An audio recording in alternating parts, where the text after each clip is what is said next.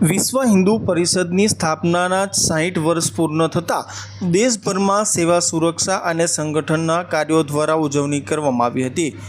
પાદરા ખાતે 25 ઓગસ્ટથી 8 સપ્ટેમ્બર સુધી દેશના 13,000 સ્થાનો પર વિવિધ કાર્યક્રમો યોજાનાર છે, જેના ભાગરૂપે વડોદરા જિલ્લાના પાદરા પ્રખંડ ખાતે ષષ્ઠી પૂર્તિ સમારોહ અંતર્ગત વિરાટ હિન્દુ સંમેલન યોજાયું હતું। પાદરા પ્રમુખ સ્વામી ટાઉન હોલ ખાતે યોજાયેલ કાર્યક્રમમાં પૂજ્ય અગ્રગણ્ય સંતો, મહંતો સહિત અગ્રણીઓ ઉપસ્થિત રહ્યા હતા।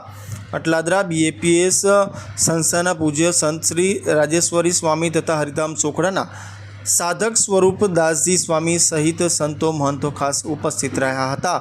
સાથે VHPના ધર્મ પ્રચાર સહમંત્રી ધર્મેન્દ્ર ભવાની ખાસ ઉપસ્થિત રહ્યા હતા। સાથે પાદરાના અગ્રણીઓ સૂર્યકાંત ચોકસી તથા ઘનશ્યામભાઈ ઠક્કર તથા પાદરાના VHP અને બજરંગ દળના કાર્યકરો ઉપસ્થિત રહ્યા હતા।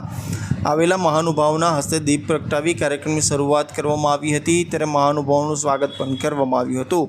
ત્યારે મહાનુભાવો પ્રાસંગિક પ્રવચન તેઓ દ્વારા કરવામાં આવ્યું હતું અને કાર્યક્રમના અંતે મહાઆરતી પણ યોજવામાં આવી હતી। શ્રી રામ।